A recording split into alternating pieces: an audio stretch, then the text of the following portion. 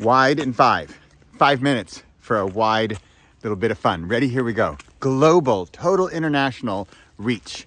That's what I'm talking about right now. Hey, I'm Bradley Charbonneau. I'm originally American. I now have a Dutch passport, and I live in the Netherlands. I live in Europe. And the reason that I want to talk to you for less than 5 minutes here about going wide is the pure international aspect. Based on a conversation I had yesterday with a woman where she said, we were talking about audiobooks, and she said, oh yeah, well, I use Storytel. And I said, oh, and of course I'm pushing the topic. I'm like, oh, not Audible? And she said, what? I said, it's part of Amazon. She's like, no. She uses Storytel. Because Storytel, I think it's Swedish. I'm not sure. Pretty sure it's European. But in any case, like for example, they have a fantastic deal where you pay one payment and you have unlimited downloads and listens.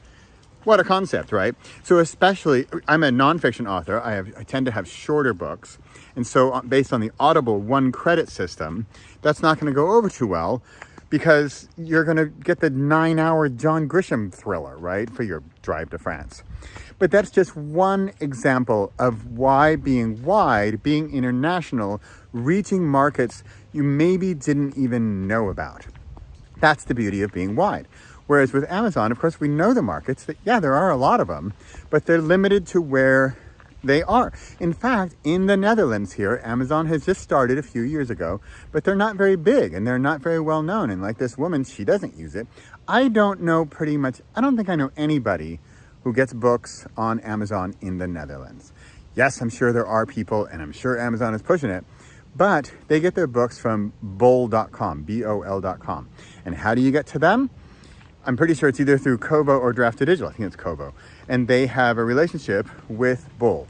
Now here are two companies, if you're not wide, maybe you didn't even know about, right? Kobo and bol.com. You're like, what is bol.com? Bol.com is the default bookstore in the Netherlands. And there's 18 million people here. A lot of them speak English. And remember, I'm just one guy in one non-American or English language as a first language speaking country example here.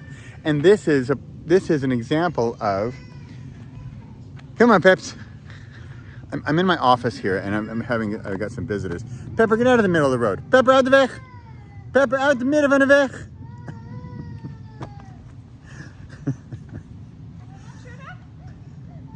Hij gaat niet uit de midden van de weg. Yeah. All right, I'm giving you live action. You know what? I'm not even going to edit this because those were non-English speaking people. And that's another interesting element of completely going wide, is reaching English speaking. They do speak English. And in fact, a lot of Dutch people buy English language books. In fact, the woman yesterday, her thing, she said, I remember, I'm a nonfiction guy. She said, I really prefer it. My favorite is when the nonfiction book is read by the author in their original language. So think about this, especially if you're non-English, to make sure that you are in countries where that's the native tongue.